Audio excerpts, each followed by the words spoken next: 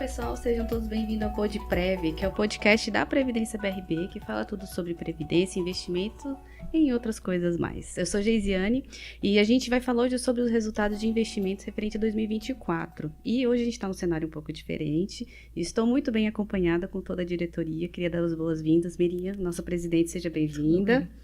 Sandro, nosso diretor financeiro, pessoal. E Laércio, nosso diretor de previdência. Olá, gente. Bom, a gente vai falar sobre os resultados de investimentos sobre 2024 e a gente sabe que, falando sobre final de exercício, a gente sabe que 2024 foi um ano muito desafiador, né? A gente teve muitas altas e baixas, inclusive dólar, final do ano, então impactou bastante o mercado financeiro. Então, para a gente poder iniciar, Sandro, você podia dar um panorama geral de como que foi o mercado em 2024? Foi um ano, como você mesmo falou nas suas palavras, né, Geise? Foi um ano muito desafiador. 2024, sem dúvida nenhuma, nos deu muito trabalho para entender muito o ano, porque ele tinha toda uma projeção em termos de taxa de inflação, taxa Selic, bolsa, uma série de perspectivas que todas elas acabaram, a grande maioria delas acabaram sendo quebradas nesse período. Por exemplo, a inflação, né? O principal deles é a inflação. Existia uma expectativa de uma inflação abaixo de 4% e acabou fechando o ano em 4,83%, né? Um pouco acima do teto da meta estabelecida pelo Conselho Monetário Nacional, que é de 4,5%. Só para lembrar, o Comitê de Política Monetária do Banco Central, ele persegue uma meta de inflação determinada pelo CMN, e o CMN determinou uma meta de inflação de 3% com um intervalo de 1,5% para cima e 1,5% para baixo, ou seja, o teto era 4,5%, acabou suplantando a inflação do ano de 2024, suplantando esse referencial. Por conta disso, a taxa Selic, que existia uma expectativa de queda ao longo do ano, estava caindo ao longo do ano de 2024, acabou começando uma trajetória de subida e acabou fechando o ano com uma meta de 12,25%. E, inclusive, com uma sinalização do Banco Central de ter mais 2 aumentos de 1 ponto percentual. Ou seja, a meta da taxa Selic esperada para esse início de 2025 vai chegar acima de 14%. Então, isso mostra efetivamente que essa preocupação do Banco Central em tentar controlar, diminuir a inflação que está afetando os preços de uma maneira geral na economia. O dólar também tinha uma expectativa de ficar na faixa dos R$5, acabou fechando o ano em 6,19, o que deu uma variação de 27,91%, quase 30% de variação no dólar em um único ano, é muita coisa. Então isso realmente prejudicou demais os agentes econômicos. E por fim, o Ibovespa, o Ibovespa, que existia uma perspectiva de fechar bem o ano, dado que uma inflação controlada, uma taxa Selic mais baixa, isso certamente faria com que o Ibovespa também subisse bem acima dos 15%, E, pelo contrário, acabou recuando o Ibovespa no ano de 2024 a 10,36%, O que acabou prejudicando todos os nossos investimentos em renda variável. Apesar deles não serem tão, digamos, importantes nas nossas carteiras, mas acabou prejudicando, Então, principalmente o plano CV03, o plano CD Metrô, que tem alguma posição em renda variável. Então, só voltando à questão do cenário econômico, nós tínhamos, se você for pegar o Boletim Focus, do dia 29/12 de 2023, que trata das projeções para o ano de 2024, e se esperava o quê? Uma inflação de 3,9%, ou seja, abaixo dos 4%, um PIB de 1,52%, um câmbio de R$5, uma taxa Selic de 9%, enfim, um resultado primário de 0,8%, enfim, uma economia caminhando para uma recuperação econômica, principalmente no período pós-pandemia da Covid-19. Nós tivemos 2 anos seguidos, 2020 e 2021, o Brasil sofrendo os efeitos, o mundo sofrendo os efeitos da pandemia da Covid-19, e depois, logo em seguida, a guerra da Ucrânia, que aconteceu em 2022, e também isso acabou desarranjando toda a economia mundial. As cadeias produtivas foram muito afetadas, então isso acabou gerando 3 anos muito difíceis para a economia global. E aí, 2023 já foi um ano de recuperação e esperava esperava-se que 2024 prosseguisse, né, essa recuperação da economia brasileira. Infelizmente, não foi isso que aconteceu. A inflação suplantou a meta, como já dissemos. O PIB, que foi talvez a novidade positiva desse negócio, que foi ele subiu acima da expectativa, 3,2, né, enquanto o esperado era 1,5, então ela mais do que dobrou em termos de crescimento. Lembrando que esse número do PIB é o número a projeção até o final do ano, ainda não foi divulgado o PIB de 2024, tá? E aí vem os desarranjos, né? O câmbio era esperado de 5, foi para 6,19, a taxa Selic, que era esperada fechar o ano em 9, fechou em 12,25, enfim, foram resultados, infelizmente, e a principal indicador da economia das contas públicas, o déficit público, né? O déficit público, infelizmente, a dívida bruta subiu, o déficit nominal do Brasil foi muito superior àquilo que se esperava, o resultado primário não ficou dentro das expectativas e, pelo contrário, né, não se espera resultados primários positivos ou zerado ou positivo nem para o ano de 2025, nem para o ano de 2026. O governo demorou demais para reagir, né, com relação a essas questões fiscais e acabou gerando uma pressão inflacionária muito grande e aí, infelizmente, nós tivemos e isso vai desembocar exatamente na questão das NTNBs, que são os nossos principais ativos, né, que nós investimos nas carteiras, nos nossos planos, né? Então, para você ter uma ideia, as NTNBs, por exemplo, que começaram o ano na faixa dos 5,5%, no ano de 2024, né? Nós fechamos o ano de 2023, então ele começou o ano de 2024 nessa faixa dos 5%, e com uma expectativa de queda, né? Existia uma expectativa de que, com a queda da taxa de juros nos Estados Unidos, a melhoria dos indicadores econômicos do Brasil e tudo mais, essas taxas iriam até recuar, né? Abaixo dos 5%. Então, comprar NTNB fazia todo sentido, e ainda mais que elas estavam num patamar acima das metas de rentabilidade dos nossos planos. Infelizmente, não foi isso que aconteceu, né? Principalmente no último trimestre, houve uma inversão das expectativas por conta da questão da preocupação do governo com o governo federal, né? Os agentes econômicos acabaram ficando muito preocupados, o governo demorou demais para reagir na questão fiscal e acabou adiando sucessivamente, né, o anúncio das medidas de corte de gastos, até para poder sustentar o arcabouço fiscal, que estava começando, né? 2024 foi o primeiro ano de funcionamento do arcabouço fiscal. Então, ele ele demorou, adiou sucessivamente, adiou para depois das eleições municipais que acabaram acontecendo, indo para... Aí esperou as eleições, que era 3 de outubro, né? No início de outubro, né? Aí não, só depois do segundo turno das eleições municipais, aí depois das eleições municipais, não, vai sair, e aí foi adiando, e foi anunciar, já era em novembro, em cima do fechamento do ano, e o que é pior, né? Aí o pacote decepcionou totalmente, o pacote fiscal decepcionou totalmente, considerado insuficiente pelos agentes econômicos, e aí com isso gerou uma incerteza muito grande com relação aos títulos públicos. O que já aconteceu? Os títulos públicos subiram de preço, né? E aí muita gente nos questiona, mas sobe o preço, não é melhor?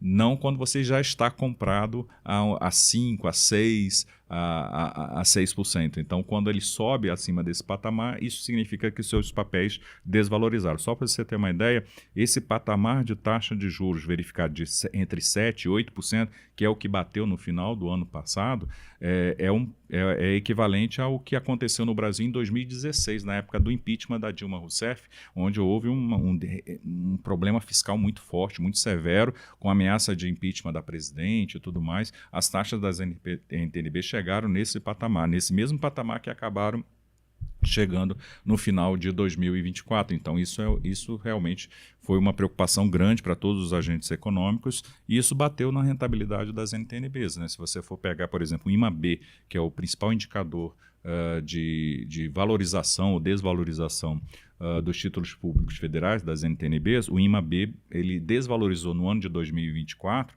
2,44%, né? Então, uma grande desvalorização, considerando que a Selic foi positiva em termos médios 10,89%, quase 11%, quem investiu somente em NTNB teve uma desvalorização de 2,44%.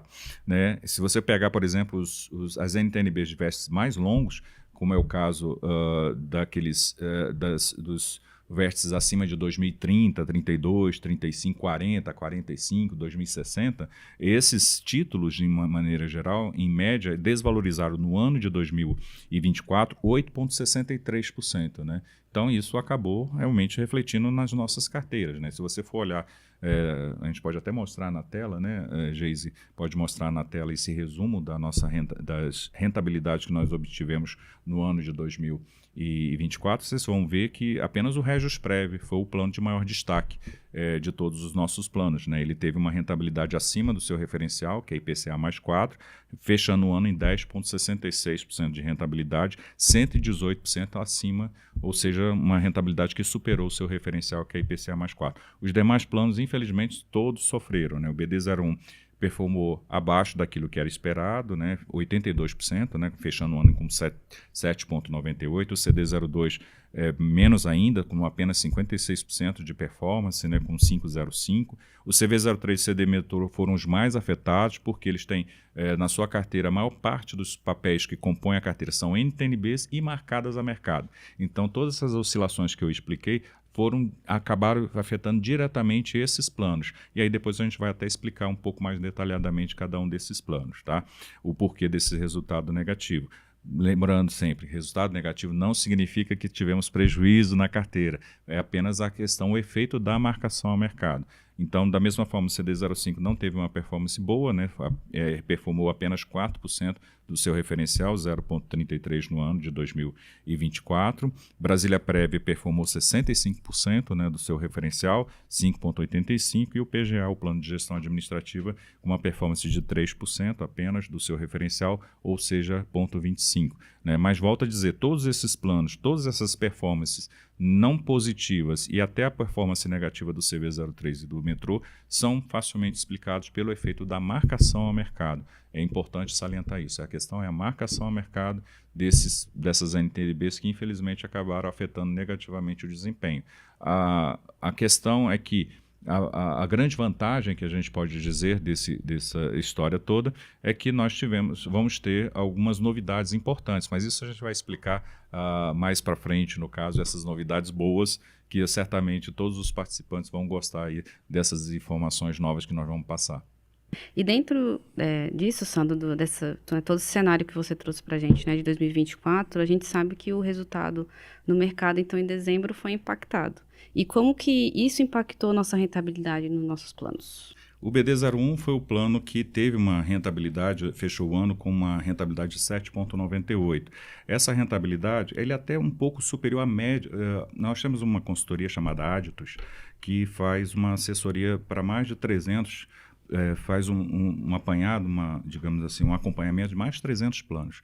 E a taxa média apurada pela Aditus foi de 7,73. O plano BD ficou acima desse patamar, né? Fechou o ano em 7,98. É uma rentabilidade abaixo daquilo que nós esperávamos. Nós esperávamos ter uma rentabilidade superior a 9,75, que é a meta atuarial do plano BD01, IPCA mais 4,65. Mas, volto a dizer, isso foi impactado pela marcação ao mercado. Mas, Sandro, boa parte da carteira do BD01 não está marcado na curva, né? 82% da carteira do plano BD está marcado na curva. E, de fato, realmente essa marcação na curva dá uma estabilidade muito grande para o resultado do BD01. Mas o problema é que 18% da carteira está marcada a mercado. E essa marcação a mercado acabou puxando a rentabilidade, principalmente no mês de dezembro, né? O mês de dezembro, se nós pegarmos a nossa carteira de renda fixa, ela rendeu 0,17 apenas, né? Contra aí um resultado que deveria ser superior a 0,73. Mas volto a dizer, tudo isso impactado pela marcação a mercado apenas de 18% dos papéis que estão marcados a mercado, porque foi um baque muito grande no mês de dezembro, né? Então, é importante salientar isso. Mas eu gosto sempre de demonstrar a consistência da carteira. O plano BD01 praticamente mais de 97% está em renda fixa. Boa parte desses recursos estão em títulos públicos federais, né? Então é um volume bastante significativo. E a taxa média das NTNBs compradas para o BD01 é de 6,15% ao ano, né? Então esse é um ponto que para mim é definitivo, né? Contra uma meta atuarial de 4,65%. Então, carregando todos esses papéis até os seus respectivos vencimentos, nós vamos ter uma taxa média de 6,15% assim, ou que é muito acima do IPCA mais 4,65%, que é a meta atuarial do BD01. Tá certo. Bom, Sandro, obrigada por ter falado sobre o resultado do plano. Bom, a gente vai falar um pouquinho agora sobre as expectativas. Mirinha, diante de todo esse resultado, né, quais são as expectativas para 2025, dado que a CNPC lançou uma nova norma, né, que foi a CNPC 61, que permite a marcação na curva dos títulos públicos para os planos CV e CD? Exatamente. Então, no final do ano passado, foi publicada uma resolução do Conselho Nacional de Previdência Complementar. Essa resolução, ela permite, diferente da anterior, que era 43, que não permitia, essa permite que planos CDs e planos CVs, que tem aquela parte que é financeira, que não é atuarial, que este patrimônio possa ser, esses títulos, né, correspondentes à parte que não é atuarial, que é financeira, possa ser marcada na curva. Então, vamos pensar. O Sandro comentou sobre a consistência da carteira. Apesar dessa carteira consistente, muito renda fixa e muito título público, nós vamos verificar nos planos, então, que tem um número maior, um percentual maior a mercado, eles sofreram muito. E isso, assim, o último trimestre foi determinante mesmo para esse resultado. Mas o que a resolução traz? Então, ela traz a possibilidade da marcação na curva dos títulos. Com isso, e a resolução ela é muito cuidadosa, como tem que ser mesmo, até porque o dinheiro que a gente cuida aqui é de pagar benefícios, né? Visão de longo prazo, casado com o fluxo do passivo. A resolução ela determina que sejam feitos estudos atuariais que demonstrem esta consistência, esta possibilidade de marcar os títulos até o vencimento. E é isso que nós estamos fazendo nesse momento. O Sandro, o Laércio, a gente sentou junto com o time de controle, o time de investimentos, e já deflagramos o estudo atuarial, né, Laércio? Para que o próprio atuário demonstre qual percentual dessa carteira de títulos que estão marcados a mercado que a gente pode mudar a marcação. E esse processo ele vai acontecer muito rápido. Por quê? Porque a gente quer trazer a estabilidade para as carteiras. E aproveitar o momento, né, Miriam? Sim, porque as taxas estão assim em níveis que, como o Sandro comentou, foi numa época em que o país estava passando aí por um impeachment que as taxas chegaram a esse nível. Então, nós não podemos deixar essa oportunidade passar. Principalmente os planos CDs, que a obrigação era botar tudo a mercado. Mas a gente sempre lembra, o dinheiro de um plano de previdência é para pagar benefícios. Então, a gente não precisa trazer essa volatilidade, essa oscilação e até resultados ruins com uma carteira tão segura quanto a nossa. É até difícil de explicar, porque a gente fala que renda fixa, a renda fixa trouxe toda essa oscilação, né? Então, para a gente, estamos debruçados agora para fazer essa mudança. E, assim, o recado que eu queria deixar para os participantes, primeiro olha a carteira. A carteira é consistente, a carteira não houve mudança na carteira, na verdade, só a desvalorização do papel em virtude da marcação a mercado. Então, tranquilos, podem ficar tranquilos. E essa mudança que vai ser feita de forma muito fundamentada, tecnicamente estudada, ela vai trazer mais equilíbrio para essas carteiras. A gente vai eliminar um pouco desse sofrimento aí de uma hora o título sobe, o resultado o título cai, o resultado nosso fica bom, ou quando o título aumenta demais, o nosso resultado sofre. Por quê? Mesmo sendo uma carteira, como o plano BD, 6,15 a média das taxas. 6,15 a média, mas quando elas estão precificadas com uma taxa maior, mercado, né? Isso acaba impactando o resultado. Então, é isso. A gente nós estamos aqui reunidos, toda a diretoria, primeiro para trazer essa tranquilidade para vocês e mostrar que 2025 vai ser um ano muito mais light, mais tranquilo, porque a gente vai fazer tudo o que for possível para trazer esse equilíbrio para as carteiras. É isso mesmo.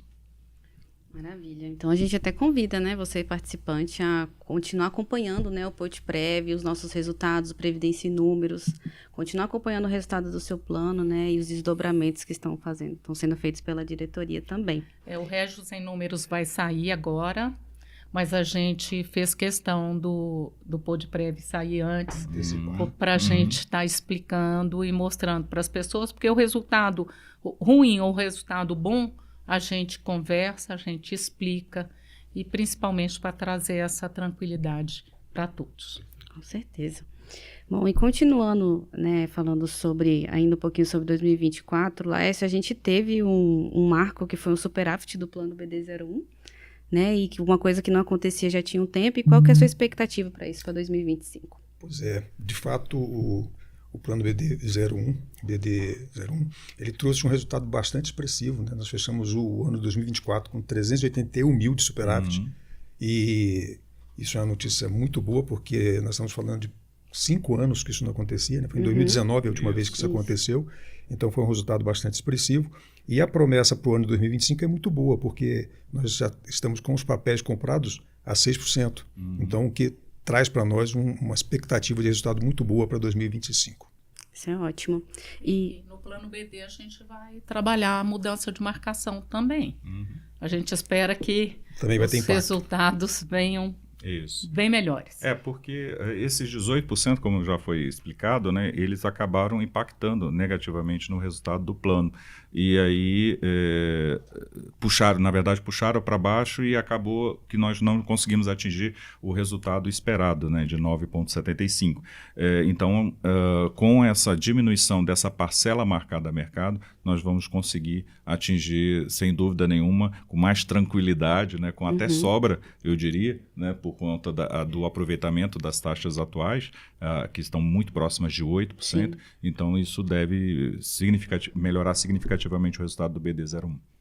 E trazer mais superávit, né? Sim, com certeza. A gente precisa, né? Com certeza. E, Laércio... Até para eliminar o custeio extraordinário, né? Exatamente. Bom, Laércio, tem alguma preocupação em relação aos resultados dos planos que não atingiram seus referenciais de rentabilidade de 2024? Não, de forma nenhuma. O Sandro introduziu muito bem aqui, fez os comentários importantes, né, que isso é basicamente por conta da volatilidade de mercado e por causa da marcação do mercado, né? Então, esse é um ponto muito claro que precisa ser enfatizado muitas vezes hoje aqui, porque esse é o ponto crucial. Eu vou dar um exemplo. Hoje eu estava lendo a respeito da Previ, né? Talvez não fosse bom fazer esse comentário, mas vou fazer. Né? E lá eles tinham a expectativa de 8,8 como taxa, né? E o resultado foi de 2,1. Estou falando do plano 1. O plano principal deles, como fosse o BD01 nosso. Né? Então, você vê, nós chegamos a 7,98, 2,1. Isso porque muitas vezes a gente usa a Previ como um benchmark. Né? Então, isso para mostrar para vocês que a qualidade da carteira ela é muito boa. O que a gente está passando hoje é uma questão circunstancial de mercado e que vai ser revertida daqui a pouquinho com a questão do que a gente está estudando, né? Que é a remarcação. Bom, a gente falou então sobre os resultados, né, de 2024, parte de investimento, expectativas para 2025, né, projetos da diretoria. E aí, Miriam, eu queria te passar a palavra para você quiser deixar mais um recado para os participantes para poder complementar. Dizer que a nossa entidade está à disposição.